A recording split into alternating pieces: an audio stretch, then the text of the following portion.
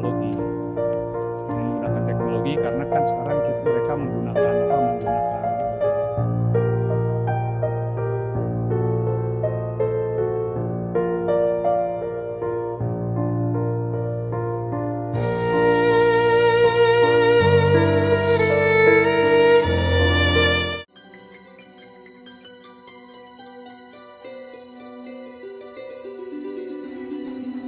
Abdi teh urang Sunda, munjung ka nusa jeung bangsa.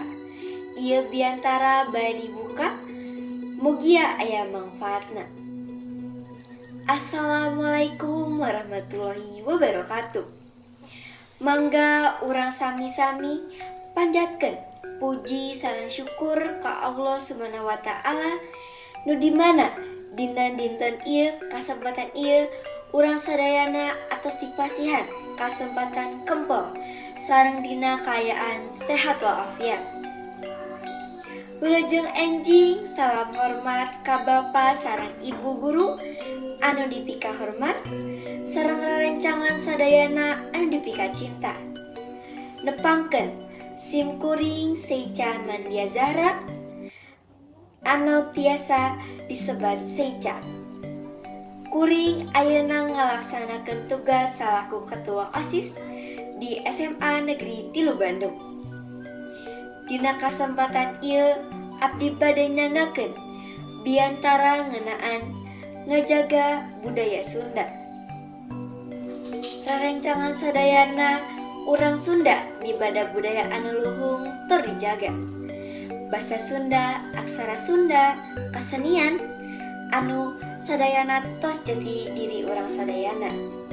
Dumasar kana tina sababaraha rujukan web basa Sunda jeung budaya Sunda teh aya dina kayaan anu matak prihatin. Kusabab kana sensus di tahun 2010 nepi ka tahun 2020 basa Sunda teh nurun nepi ka 2 juta urang. Ieu nunjukkeun yen basa Sunda rawan punah upama henteu dijaga jeung teu dilestarikeun kana sadaya lapisan masyarakat. Hartina basa Sunda anu lemes beuki jarang dipake, aksara Sunda beuki disepelekeun, kaulina nu kalah kasilih ku game nu aya di gadget. Lamun kayaan ieu terus lumangsung, lain teu mungkin budaya Sunda bakal musnah. Kusabab eta urang sadayana boga kawajiban pikeun ngajaga budaya Sunda. Kahiji, urang kudu reueus tur teu isin make basa Sunda anu lemes dina kahirupan sapoe komo keur di sakola.